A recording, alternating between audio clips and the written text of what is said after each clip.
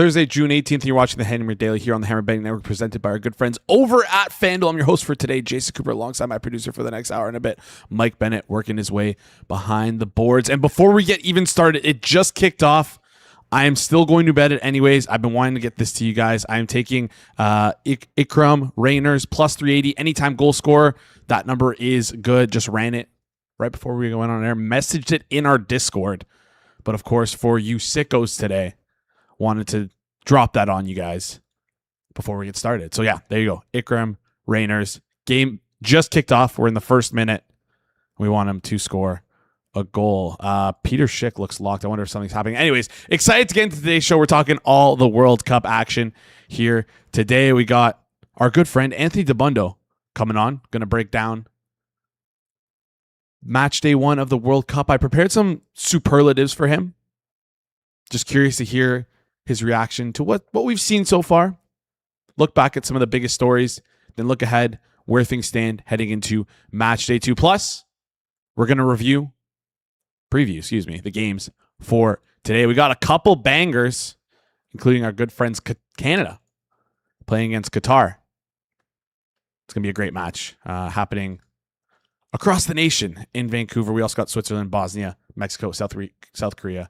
Absolute banger of banger of a match day today. We can pull that up on the screen if you want here. Charles Saul is asking, Jason, did I get that girl's number? No, I did not get her number. A Panamanian. Is that what you would refer to someone from Panama? I really don't know. I think a Panama fan is a Panamaniac. Maybe we'll go with that. But yeah, we were doing some some streeters yesterday, and this sweet person ended up agreeing to do it with us. Yeah, it was funny. It was fun to do. So yeah, Moretto sniped a quick picture of that before I even realized it. Posted it on Twitter. It was pretty funny. Quickly, appreciate you guys for tuning into our first ever World Cup watch along. We had an absolute banger of a day. Like, listen, it's not going to happen again what we did yesterday, but I think what did we go for? 7 of 9 on bets or 6 of 8 on bets? I forget exactly what the number is. All our goal scorers hit. We got really lucky that everyone we bet on to score a goal ended up scoring in that game. Shout out to FanDuel with the Super Sub promo. Gordon didn't come home for us, but Marcus Rashford subs in for him, scores a goal. That still counts as a goal for us if you bet on him on FanDuel. So that's why we always tell you to bet these goal scorer props on FanDuel because of the Super Sub bonus. And speaking of the Super Sub, Super Sub promotion, because they have it for every single game, every single player, and majority of prop markets. If you're betting the World Cup, you're going to want to be doing so on FanDuel. On the biggest stage in the world, FanDuel is completely changing the game because sometimes your player gets off, and your bet goes with them, just like Gordon yesterday. Not anymore with FanDuel Super Sub. If your player is subbed out, your bet stays in. That's right. If your player leaves the match, your bet continues on with the substitute. So you're still in. You're still in it until the final whistle. Shout out Marcus Rashford, because in matches like these, anything can happen, and now your bet can go the distance. Let there be goals this summer on FanDuel. Visit FanDuel.com/forward progress to get started. Now must be 21 plus and present in select states. For Kansas and affiliation Kansas Star Casino, 18 plus and present in DC, Kentucky, or Wyoming. Gambling problem? Call 1-800-GAMBLER. 100 my reset. Call 1-888-789-7777. Visit ccpg.org/chat. Connecticut. Visit mdgamblinghelp.org in Maryland. Visit gamblinghelp.ma.org or call 1-800-750-50 for 24/7 support. Massachusetts, call 1-877-8-HOPE-NY. Text HOPE-NY in New York, call 1-877-770-7867 in Louisiana. Also, Graham, appreciate you. I see you. Your Wisa hit was great. It was incredible. We were in the office watching the game. We were going absolutely nuts. Listen, I'm just having fun with these goal scorer props. They're not going to win long term. If you want to tail them, that's you. I'm betting these myself. I'm having a ton of fun doing it. We've gotten really lucky with the scoring in the World Cup so far. So, yeah, if you're going to do this, obviously always bet responsibly. And wow, Czechia already scored. Czechia already scored. I wonder if we can get an update. Yeah, I'll tell you here in a second. All right. Anyways, yeah. Quick reminder: if you're going to be tailing this stuff on the show, always bet responsibly. I'm not claiming to be an expert whatsoever. We're just having some fun. It was Sedilic. Yeah. Sedilec. There we go. The Anthony in the background helping us out here. All right, let's bring him on. He's a writer and podcaster talking about mostly sports for The Ringer and Spotify, covering the 2026 World Cup. He says he's often wrong, but based on what he's told us on this show for this World Cup, I disagree with that. Anthony, how's your World Cup going so far? I'm having a ton of fun. The gambling's been up and down. I've had a couple rough runouts and stoppage time. But as far as the tournament itself, I mean, it's hard not to love what we've had so far. The expanded format has been a success. It's created so many more storylines and so many more teams that have been competitive. Teams like Congo and Cape Verde, maybe not South Africa. However, just the joy, the passion, the fandom, the culture clashes, all of these beautiful things that this tournament gives us, right? Sepp Blatter, the former president of FIFA, has always said it was never really about the soccer. And yes, it's about the soccer, but it's also not about the soccer. And I think that's been super special. I'm walking down the street in New York yesterday, and I see a bunch of Scottish fans, and I just started, "We've got John McGinn, Super John McGinn," and they started yelling it back at me. And it's really funny. I'm wearing a USA shirt, and they're obviously Scottish, but it was really cool to kind of be around, be at the US game on Friday night. Brazil's coming to Philly on Friday, so we're excited to see what the city looks like for them as well. So just so much enjoyable experience, and honestly, it makes me happy as a person who loves people. Yeah, no, it's an incredible thing to experience. Like right by our office, I'm not even kidding you. We are a 10-minute walk to Toronto Stadium, so we get to see all of it. We had some Panama fans on a patio right beside us, some Ghana fans at a patio beside us. I saw a man from Panama ask what a Caesar is. It's like, what's in this? And the waitress said, "Oh, it's a tomato juice and vodka," and he just gave her the weirdest look ever. I thought it was like the funniest interaction. But yeah, it was pretty special and awesome to see tons of stories like you mentioned here to cover from match day one. So I want to, before we like dive deep into these storylines, I want quick little superlatives. I prepared a couple here for you, and we're just gonna rattle them off quickly here, and you tell me why you think that is. So the best story of match day one. The first one here is the best story of match day one is Cape Verde's 0-0 win against Spain. Vizinha, the goalkeeper, putting on a great performance. A country like that who was a 3-goal underdog. And, I think that a lot of people, maybe a more casual fan, would say, "Oh, I don't like soccer because it ends in a draw." I would advise them to watch that match. Watch Cape Verde defending for their lives, essentially playing not just against Spain, but against the clock. And the clock, which never stops ticking, which is always just ever present and kind of the backdrop, and they're trying to just hold on, and they know that a draw is a win. They essentially start the game with a half-goal lead, and they are just trying to hold on and get that point that means everything. Or for Curacao, like, to score their first ever World Cup goal, or Uzbekistan, right? So I think the group stage, to a large extent at this point now, and if you wanted to be critical of the format, it's not really about the favorites. It's not really about France and England and Spain. We can talk about them and what we learned, but it's not really about them. The group stage is about these other underdog storylines, trying to pull off upsets. Maybe we get a surprise or two. And to me, Cape Verde was the biggest surprise, because even though we had questions about Spain, maybe no Lamine Yamal, no Nico Williams, still they should have won the match, and they didn't, and that's amazing. Yeah, it was amazing to see there. Vizinha getting, 7 million followers on Instagram now. Tons of girls in his DMs. Happy for him. Hopefully he doesn't have a wife, though. I feel like we haven't covered that part of the story yet. But anyways, that remains to be seen. Next one here, the biggest overachiever of match day one is... I'm going to go Ivory Coast. I think this team was a little bit underrated coming in. Ecuador is a team I really liked coming into the tournament, a team I still really like. I was super impressed by Ivory Coast. And if you go by kind of like the squad value numbers, some of their underlying data, like this team had the potential to be a real dark horse. They're actually 12th in transfer market squad value ratings. And Yan Diomande, who's probably the third or fourth best U21 at this tournament, played like the best U21 at this tournament in the first match against Ecuador. He was so dominant as a dribbler, so effective in space, creating chances. He didn't score, right? I think a lot of the helium, the oxygen of Mbappe and Messi and Haaland and Kane scoring goals has kind of overshadowed what Diomande did because it didn't show up on the score sheet. But he was amazing in that match. And now they get to play Germany on Saturday, a matchup that I had circled really all of Germany's games because I'm fascinated by them. But this matchup specifically, I think, is really interesting because we know Germany wants to have the ball. We know Germany is a elite attacking team when they have back. And if they don't, which I don't think they do, can they defend Diamande in space or Diallo in space when Ivory Coast looks to break? It's going to be a really fun matchup. I think Ivory Coast is plenty live. Yeah, I'm really I'm loving that answer, but I'm also hating that answer because I'm like debating back and forth if I should go to this Germany Ivory Coast game, which is happening right near us here in Toronto. You have to go. I know, right? Like you're convincing me to go. My wallet's telling me no, but my mind and my heart are telling me. Extreme 2-2 draw, like late goal somewhere. All right. Honestly, battle. Yeah, I think it's going to be a great game. All right, you've convinced me. I'm going to try and take a look for some tickets after we get off the air here. So Ivory Coast as the biggest overachiever. Yandy Monday, maybe keep an eye out for him in the best young player market. I forget what the award's called, but I don't know. Yeah, young player of the tournament. Young player of the tournament. Yes.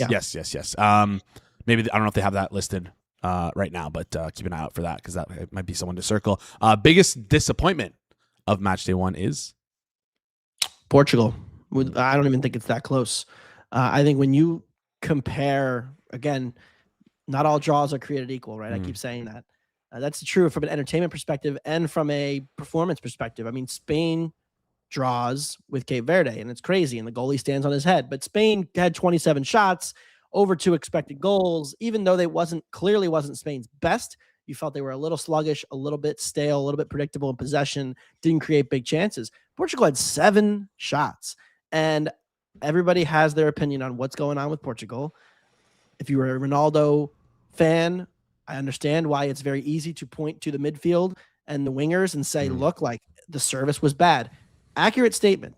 The wingers on this team are limited, and it's one of the other reasons that I was a little bit skeptical on Portugal in general. Leao has been out of form, right? Then he has the whole situation off the field, so now he's not really a part of the starting lineup.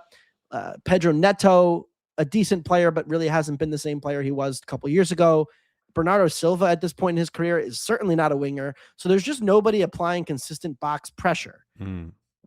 But Ronaldo could be a part of that, but he's not able to really be a possession player at this point. He's not mobile enough to run in behind, to stretch defenses. So if you're not a threat in possession and you're not a threat in behind, then you are very limited in what your midfielders can do to get you the service that you want. You know, the best strikers in the world are able to do something off the ball to generate opportunities to create space. And even Ronaldo at this, earlier in his career before he hit this, age 41, right, point, was able to do a lot of these things and was so dynamic as a result because he combined it with those instincts when he's in the penalty area. But now you're just not getting that. And so you end up stuck, and you can pull up the screenshots. I rewatched the whole second half this morning of Portugal-Congo, and you can pull up little moments where you're like, well, Ronaldo's surrounded by 2 or 3 guys. Part of that is because they don't fear him running in behind, and there's nobody else who's going to be able to make that run because there's no threat of combining with Ronaldo to do the 1-2s, the give and goes. So you just don't really have a functioning attack in this situation against lower defensive blocks. And look, their next game is Uzbekistan. They're going to have similar issues. So I'm excited to watch it. Any solution here, I guess, for Portugal? Is it just like have Ronaldo come off the bench? Like, yes. That's it has to be the first one. I don't think putting Gonçalo Ramos in for Ronaldo will all of a sudden vault Portugal into the contender that we all thought they could be. I do think that they are just a limited team in attack. And 2 years ago at the Euros, Rafael Leao was in great form. He certainly not coming into this tournament. They don't really have great options. Chico Conceição and their only goal comes from a João Neves header, which you would have never expected. You definitely can't rely on going forward. So you can just see moments where Bruno Fernandes, who is one of the most high-risk, high-reward passers in the world, who takes constant risk on the possession, he wasn't able to even do that because there wasn't a risk worth taking. Now, you could blame Roberto Martinez, who is certainly at fault here too. He's had plenty of issues with this Portugal side and past teams, Belgium and whatnot. Maybe it's just that he's instructed them to take less risk. I doubt that, given what we know about Martinez. I really just think that there is no option to play. Who's the person making the run in behind to threaten defense for Portugal? Because it's not Neto, it's not Ronaldo, and it's not maybe it's Conceição, but he didn't start, so it ended up being Bernardo Silva. There's nobody doing that, so you have no options. Yeah, it seems bleak for this Portugal team. You mentioned it on our extravaganza here. You were kind of down, sort of fading this Portugal team heading in to the tournament. The team you're watching most closely heading into match day 2 is? Ooh, that's tough. Ecuador plays Curacao, so maybe that's not the match that we're going to learn a ton about what Ecuador is, assuming they get by. I'm going to throw Morocco into that. conversation. I'm going to make it Morocco because I thought Morocco was incredibly impressive, especially the Mhm. first half against Brazil. Their ability to turn Brazil over, create chaos in midfield, and then immediately make direct attack breaks toward the goal. It's how Saibari got the opener. It's how they created a few other chances in that first half. The second half, Brazil, Casemiro comes off. I thought Brazil did a better job of controlling the match, but Morocco didn't really get overly threatened. Brazil did not create a ton of big chances. Vinny Jr. had the nice goal cutting in on his left, but or cutting in from his left. But ultimately, like, they didn't get that threatened. What does Morocco look like now that they play a Scotland team where Morocco is expected to maybe have more of the ball, create the onus in this match? They're the team that needs to go out and win it if they want to get second or even win the group. They're expected to win this match. But Morocco has very rarely found itself in this position at the World Cup because they're so used to playing kind of the defend character. You go back to the last World Cup, right? There are 5 games that they played, the 6 games that they played: France, Spain, Portugal, Belgium, Croatia, and then the Canada game. The Canada game was the only one where you're saying, okay, Morocco is the expected favorite to win. And even Canada at that World Cup was just a little bit different because they're going to be more pressing. Like, they're going to create a more frenetic game. That kind of suits what Morocco is capable of doing. Scotland is not that. And so I think that's a really interesting test for a team that now all of a sudden has expectations and is getting treated like the top 10, top 12 team that they are. All right, keeping an eye on Morocco heading into match day 2. The next one is going to be obvious. So if you give me the obvious answer, I'm going to push you for a second name. The player who's made the biggest statement so far is... I mean, I don't want to just say Leo Messi, right? Yeah, I feel like you were going to... Yeah, I know... Michael Olise. Okay. Yes, Michael Olise. I actually think Olise was the difference in the game. I know Mbappe scores 2 goals and gets all the credit, and that's fine, and Mbappe was great, but... The first half, bipolar France, right? First half France, 1 shot, almost no box entries, completely lifeless, so bad that Landon Donovan was calling them arrogant. I think that was the wrong term, but I think the term to use was stuck. And Yes. Why were they stuck? Because they didn't play Ryan Cherky, and Michael Olise is stuck on the right wing, just kind of waiting and not really involved in the game. And it's like watching an NBA team that has no point guard try to run an offense, try to create good shots. You just can't do it, and they weren't able to do it. You can have all these runners, but if nobody can play the passes to get the runners the ball, it doesn't really matter. And so no Cherke, Olise stunted on the right wing first half. Second half, they make a switch. Dembele moves out wide more. Olise moves more central. What happens? Olise creates almost a full goal's worth of expected assists. He gets 2 shots for himself, 4 dribbles in the second half past defenders. He's gliding past Senegalese defenders. He's creating chances. He gets the assist for the Mbappe goal, and he proves why he is one of the best players in the world. If you're naming the top 10 players in the world, maybe top 5, Michael Olise is on the list. And if Deschamps is not going to play Cherky, and who knows why that is? Maybe it's because he doesn't defend. Maybe he doesn't trust him. I don't know. But if Cherky's not going to start for France, Olise becomes their most important player, bar none. It's not Dembele. It's not Mbappe. It's Olise, because somebody has to make this work. They're almost playing too many runners. When you run Doué, Dembele, and Mbappe, it's like, okay, great. You know, they're all great players, but you need somebody to connect it all. And that is Michael Olise. Yeah, Olise being the connective tissue for France. I love that answer. I knew you weren't going to say Messi, but just in case, I was going to push you. The goalie helped him out a little bit. Not to say a World Cup hat trick by Lionel Messi was a little overhyped, but come on. Zidane's kid, let's just say, no disrespect, if Zidane's kid wasn't going to make it as a midfielder or an attacker and ended up having to switch to goalie, that was a pretty bad sign for his career. Yeah. All right. I like that answer. Also, you mentioned was it Landon Donovan? Calling the French arrogant. Oh, the commentary has been rough. Oh, but Ibra's pushback though was like the greatest thing ever. Like like no, not arrogant. I would say would he say confident? And I say you're an idiot if you call them arrogant. Oh man, Ibra's the best. Ibra is the best. All right. The manager on the hot seat after match day 1 is. Well, one already got fired. Yeah. So I guess he's off the hot seat. He's just fired. Roberto Martinez, probably the most applicable there. Definitely. Can we retroactively make Gareth Southgate back on the hot seat and give him more shit for what he did to this England team for many years? As much as they won a lot of games, like, man, you watch one Tuchel match, and like I was the sucker that bet the under too, but you watch one second half where they go up 3-2 and now they're attacking and they're showing intent, and you're like, this is what England was supposed to be. Yeah. They have all these good attackers, and actually, you know, England's defensive personnel being a little bit shakier might be a benefit to the team. because they're going to attack more. Yeah, they're forced to attack more there. I was a little worried. We did a watch along for that game. I'm like, frick, like just all the narrative around England was like, wow, like this team might play slow. This team might be trying to play through the back, and we might see things. And they did in the first half. But first half, I mean, it was 2-2, but set piece, penalty. Yeah, fair. Well, 2 penalties.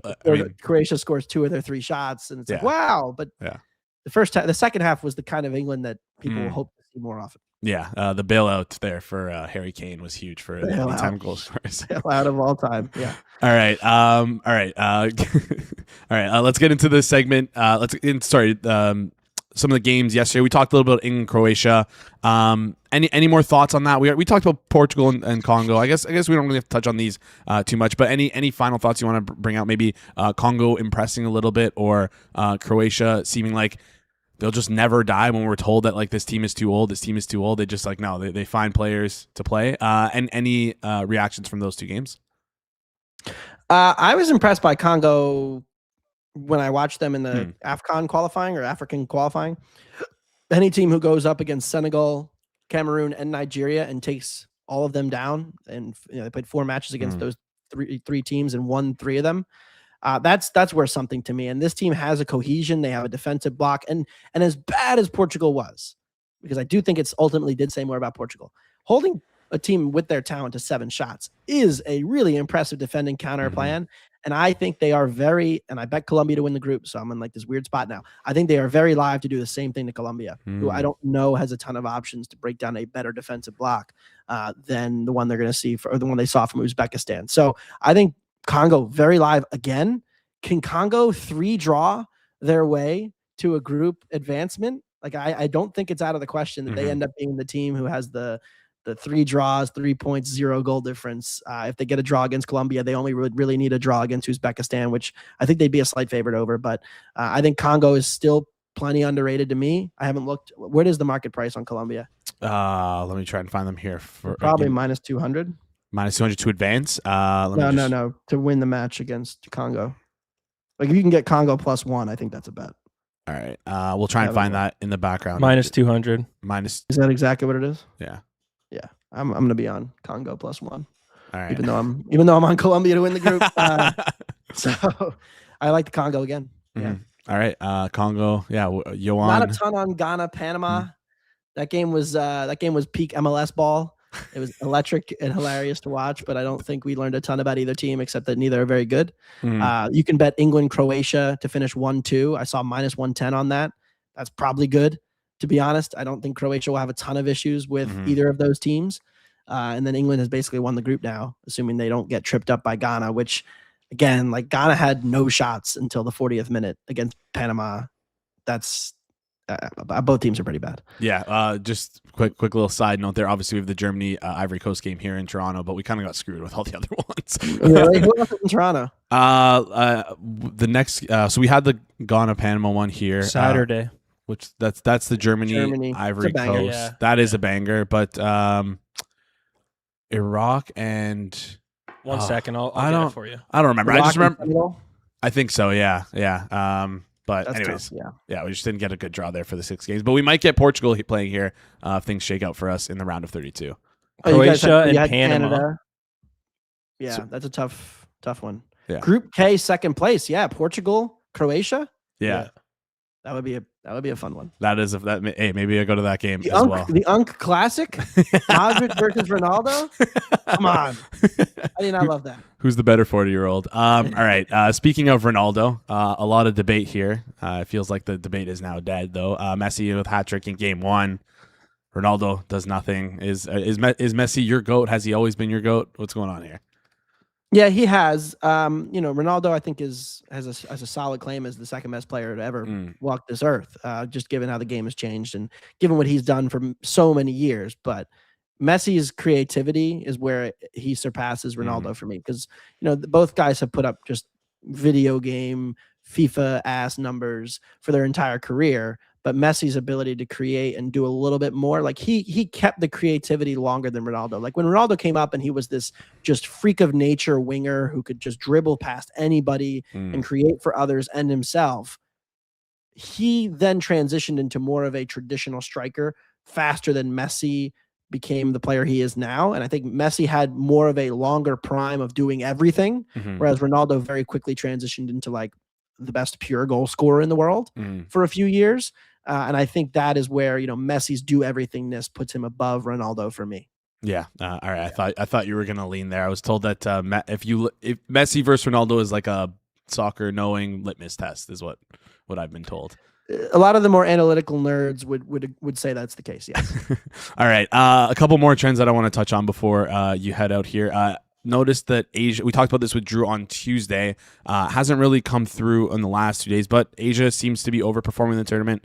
South America seems to be slightly underperforming in the tournament. Obviously, Uruguay with the draw over Saudi Arabia, Brazil drawing Mexico, even though like maybe Brazil shouldn't get discredited for drawing Morocco. I think I said Mexico there.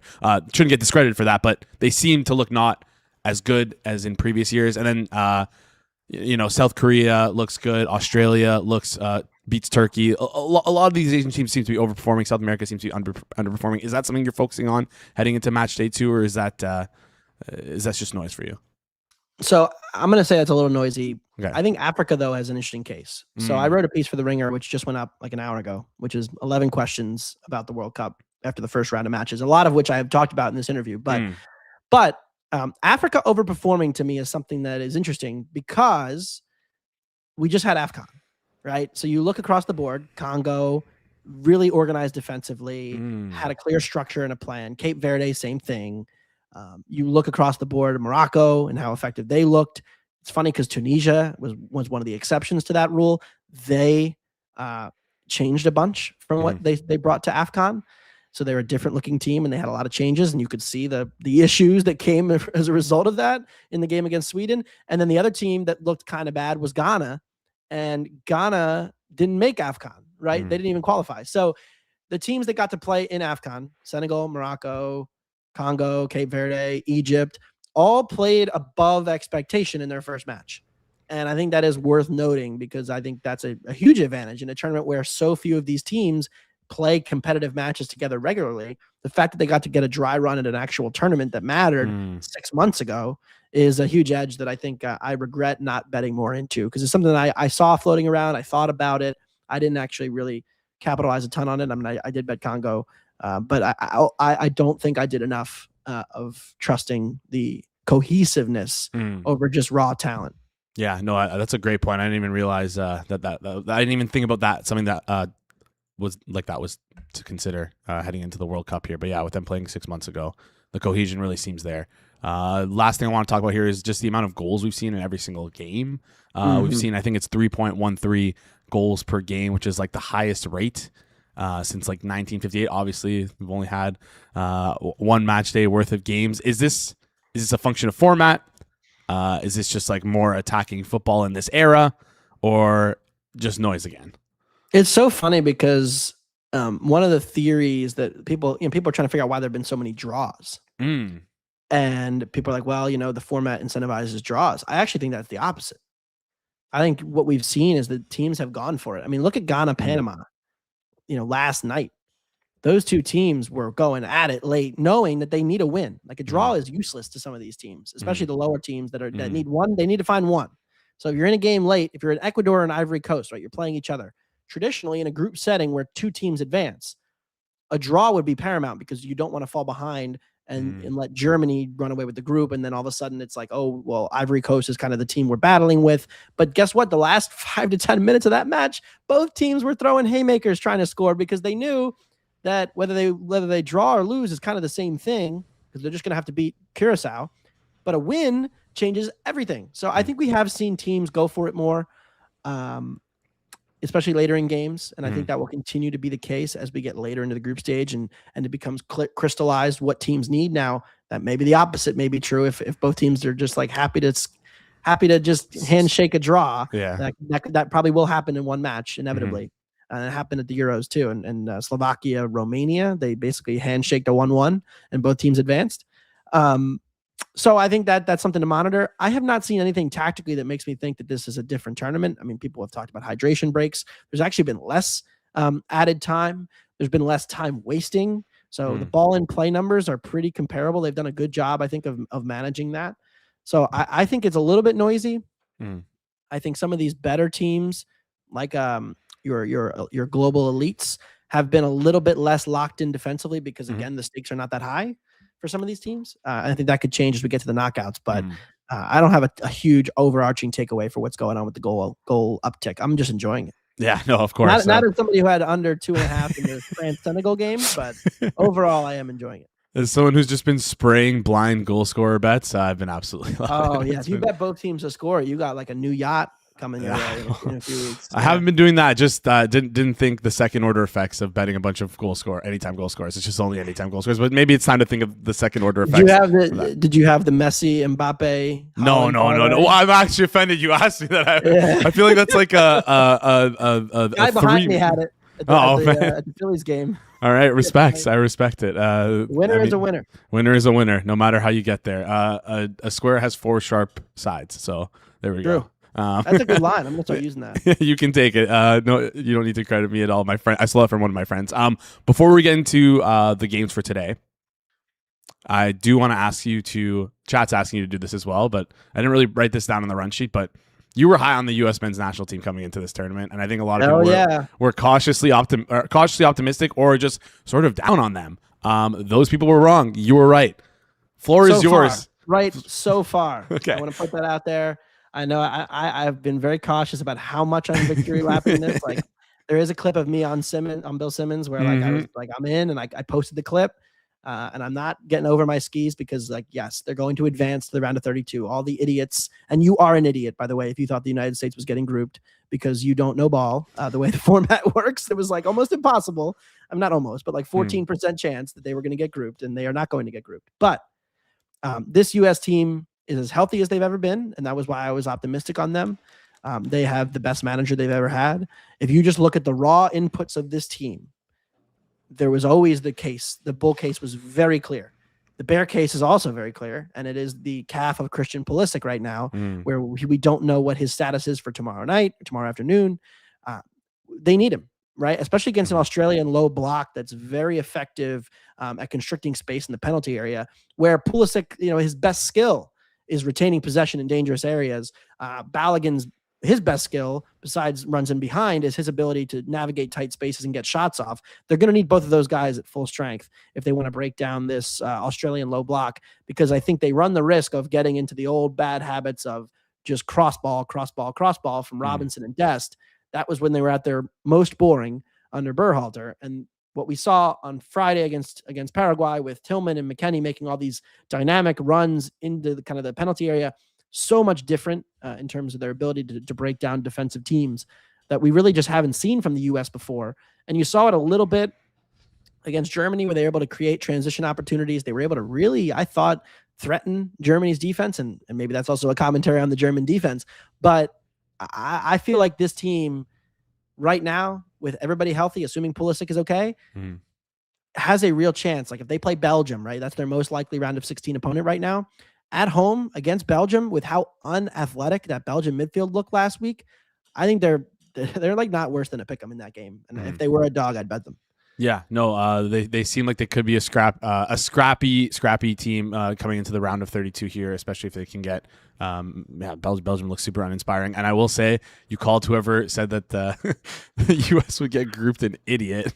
I hope you don't watch any of these old episodes because my hot take was. Are you biased? Are you just anti? I'm obviously biased. I'm a little bitter about what happened at the Olympics. Obviously, like I'm like you guys are getting grouped. Yeah, no.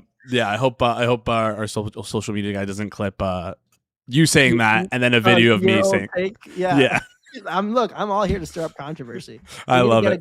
You guys are on the list of potential round of 32 opponents. I don't know if you've seen this. I have. Isn't it like a 1 in whatever? It's not, so you guys finished third. We finished first, and then the permutations, like you got to be like a rocket scientist to put together all the permutations. Like there is I don't have the number in front of me, but there is a good number of the scenarios where the U.S. winner of D, so in theory they win the group, they would play the third place from B. There's a good number of the scenarios, which would of course be most likely Bosnia, but it could be you guys. So we'll see how today goes. If you guys don't get 3 points, then yikes. But I think you guys will be fine to get second. But I think that, or maybe even first. We're live to be first. A lot to play here. for. A lot to play for. And let's get into the matches for today. That's a perfect segue. You're doing my job for me here. I guess we can sort of brush over the Czechia South Africa game.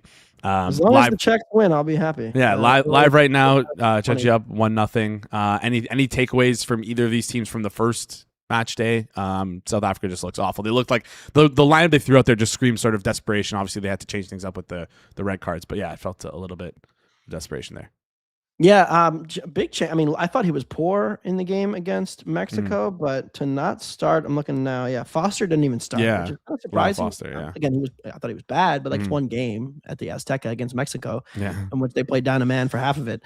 Satole not starting, probably an upgrade for them, but this South African team really going back and taking a second look at some of their qualifying numbers, going a little bit deeper after their 2-0 kind of architects of their own demise defeat to Mexico.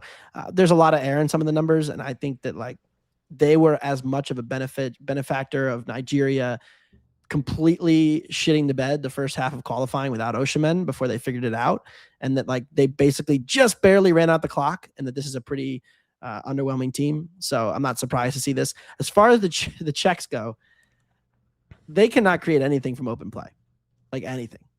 And they had 0.19 XG from open play against Korea. They're at 0.09 right now. One shot from Patrick Schick. We are 38 minutes into a game against South Africa, and they can't do anything from open play. So it's basically just the worst form of set piece ball you've ever seen. Might be enough. Should be enough to get out of this group. They win today, they're probably through. But they're going to be a very, very matchup dependent team in the round of 32 if they get there. Yeah, looks bleak for this. Is the team tall? Because if so, the Czechs are in trouble. Yeah, there you go. I love how like the Baltic nations are just like their strategy is just be tall. Just all set piece ball, baby. Yes, there we go.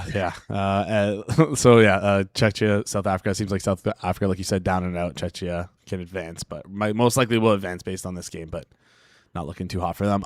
Next game I want to touch on, Switzerland versus Bosnia. Switzerland, like the public sphere, the public view of Switzerland is like, oh, this team lucked out with a tie over Qatar. If they didn't get that penalty, they probably would have lost. But then you look under the hood a little bit. 3.24 expected goals, tons of shots on Qatar. In the 1-1 draw, feels like they're probably going to get like a similar result in terms of expected goals here, which should lead them to winning this match versus Bosnia. Any opinion on this match here? Yeah, I'm not sure how many set pieces the Bosnians are even going to get against Switzerland. I think that's the one question you have. I thought the Swiss were pretty good in their counter press. Like for 88 minutes of that match, Qatar was just up against it. They were getting recycled possession constantly. Now, look, the one reason to be skeptical of Switzerland, and I thought it was odd. I saw some people who really were like, change their opinion of Switzerland. I mean, they're the same team they've always been. They're a very good structural team with a pretty good defense, a very good midfield, and like pretty limited attacking quality. I love Brayel Embolo, but like he's not a game wrecker. He's not a game changer. He's not going to create something from nothing. He's a player that if you put him in a good system can consistently produce solid results. And I thought that was the case. Now the finishing was poor. That's going to happen. The goalkeeper for Qatar had a pretty solid showing. He made some big saves. But yeah, I mean, no attack with Dan and Doy, Brayel Embolo, like Abisher, and Ruben Vargas is ever going to like inspire Switzerland to make a deep run at the World Cup. So I think that like nothing changed at all in my power rating of Switzerland, like zero change, because I just think they kind of got soccered. I mean, sometimes you play really well, you tie 1-1 because you give up a late goal. And I thought that was the case. Now, any hope of Qatar being a threat in this group, I think is, again, pretty shaky. Now, I did see the market took some Qatar money today. Really? From what I saw, but I mean, maybe I misread that. Let me take a look here. Wasn't Canada well up over minus 250? They're on the three-way money line right now. They're minus 350, and they've sort of been that way all morning since I've But I said 350. Okay, so it hasn't really moved. I misread that. Yeah. No, it's all good. Minus 350 right now. The minus 1.5. I can take a peek at as well. Let's just flip over and talk this match right here. Canada versus Qatar. I pronounce it wrong. Whatever. It's fine. Everybody. I mix it up. I go 50-50 just to keep everybody happy. There you go. I'm gonna have to take that one from you then as well. And anything you like in this match here? Do you have any like lean towards who's going to be starting in this match for Canada? Like, do you think Kyle Aaron's going to get the nod here? out the gate? I like Larin off the bench more. Okay. I don't know. I think that's the big question. Yeah. I have remarkably few opinions on the games today, which I guess is not make for great content. But I don't trust Canada to get margin in their chaotic style. That's always been the case. I think that, Cutter under Lopetegui, traditionally Lopetegui teams have always been a play out from the back team. That is not a strategy I would advise against Canada, because you are opening up a lot of chaos in your own half for a team that doesn't have a great system of ball playing. Now, against Switzerland, they did manage to play out just enough and then go long, right? It was not just defend and hit long balls and pray. It was, they had enough passing structure to then try long balls. None of them worked for the most part. But I just don't really trust Canada to get margin against a team who, if they're going to sit very deep and make it really challenging to try to just put bodies behind the ball. I don't think Canada's built to do that, especially without Fonzie. Like, I just think this team is a little too limited. So if you made me bet a side here, I'd actually take Cutter with the goal and a half. All right. Yeah. Cutter with the goal and a half, like breaking my Canadian heart here. And you are right, by the way, there was movement towards Qatar in this match. Just looking at the three-way money line at a very large book, taking like 20K limits on openers around 375. But now when they're at like 100K, 50K limits, it's down to about minus 315 here over on that book. So definitely some heavy movement there against Canada, which is tough. It's tough. Anyways, well, they took money on game day against Bosnia, which I disagreed with, and that was my one opinion in that first round. But the Swiss also took a ton of money in match day one, and the market's been pretty steady on them since it opened for the Bosnia game. So, all right, last game to get into before you head out here: Mexico versus South Korea. Maybe the biggest game of the day if you're not Canadian. Certainly. Winner probably gets a round of 32 slot locked in. South Korea really impressed me in that first match. Then they look really good, cohesive team. Mexico slightly underwhelming, but I'm chalking it up to nerves a little bit. Talk me through this match. Yeah, the market correctly reacted to what I thought was a very underwhelming attacking performance from Mexico.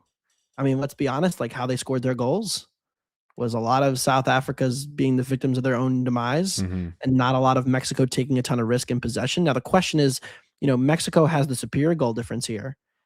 Do they need to take risk, right? And the market, I think, immediately, clocked that. I saw under 2.5 open to minus 130. It jumped all the way to minus 175.